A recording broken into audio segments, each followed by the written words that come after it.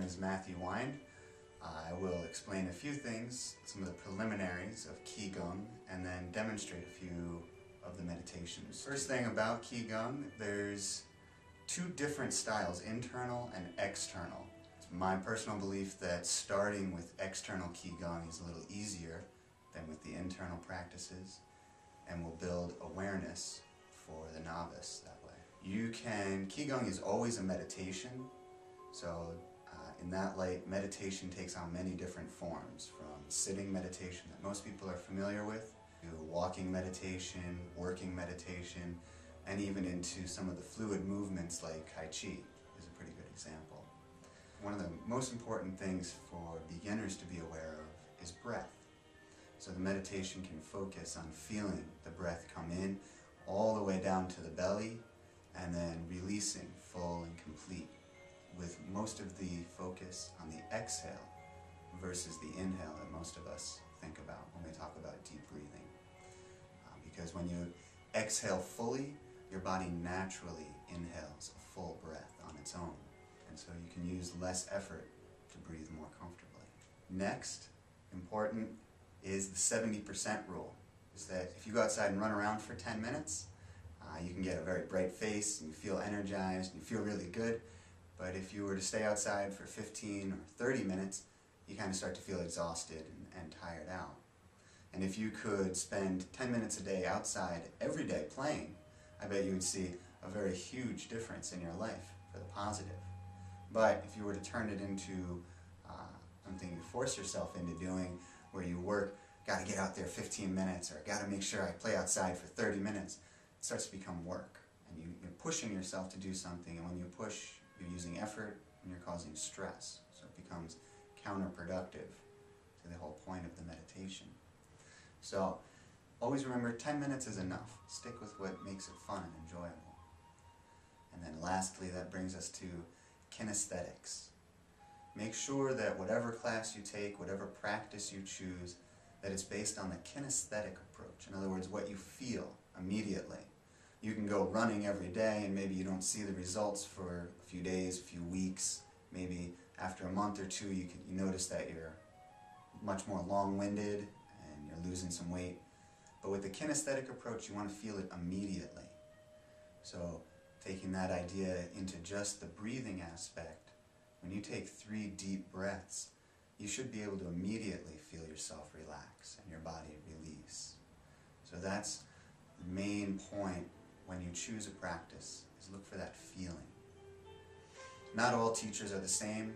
You may have to search a while before you find a practice that speaks to you, or a teacher that speaks to you. Some teachers really good. Some focus on the spiritual benefits, some on the health.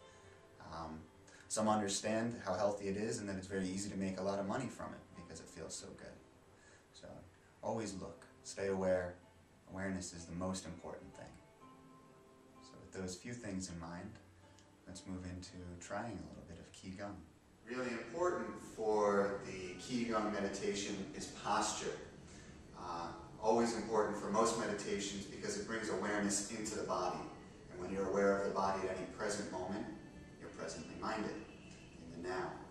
So starting with the feet shoulder width apart for males because our center of gravity is up higher. Females, center of gravity is down lower. So for females, for women, feet hip width apart. Always parallel, facing like number 11, straight out to infinity.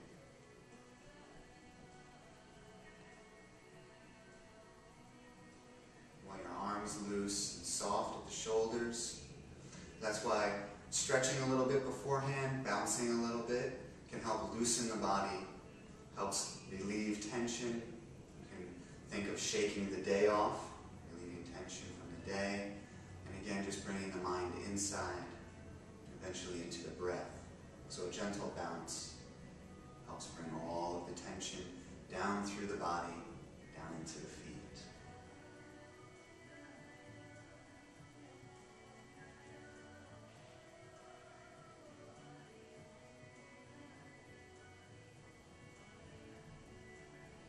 As you become aware of the tension in the body, as you become aware of loosening and relaxing, allow the tailbone to relax relax towards the heels just a touch.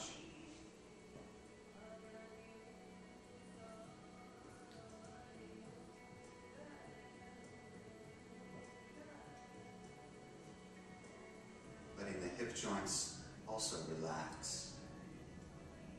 And letting the spine loosen. Keeping a little space under the arms. Feeling the hands loose. And even to shake out the head, loosening the cervical spine.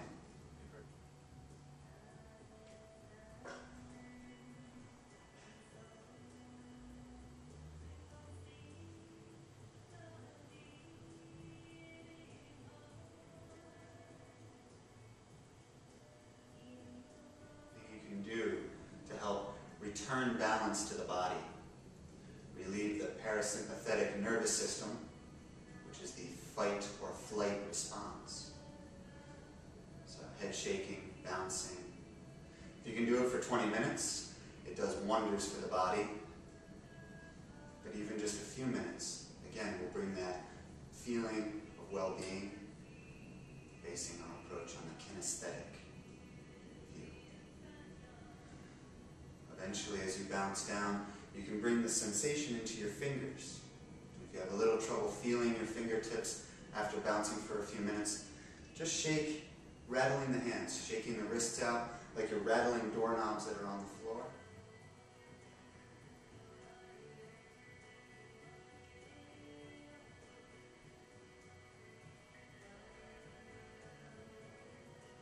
And eventually what happens is the blood comes down into the fingers.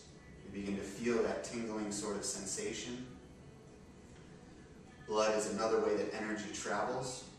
Energy is a movement within the universe. So blood is part of that energy. Qi is a form of energy, which you begin to feel, become aware of through Qi-Gong. Qi-Gong, Qi-Gong, however you'd like to say. Bringing the hands close together, you should be able to feel gentle sensation in between the palms. Sometimes heat, some people feel heat. Some feel a magnetism. Some people feel something like a cottony ball.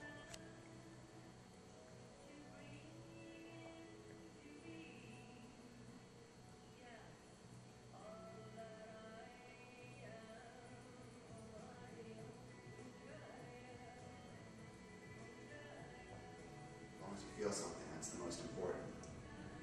For external Qi-Gong, breathe in and expand the space between the hands, allowing the body to rise. And as you exhale, gently bending the knees and feeling the hands gently collapsing back towards each other. Inhaling, expanding. Exhaling, coming back. So for the beginner, it's enough to focus on the feelings in the hands, and if you'd like to take it another step, bringing the breath down into the belly each time you inhale, and as you exhale, softening the tailbone and coming back. Okay. So usually 3 breaths is enough. If you'd like more, 10 is the next step, keeping the mind focused. And as you exhale,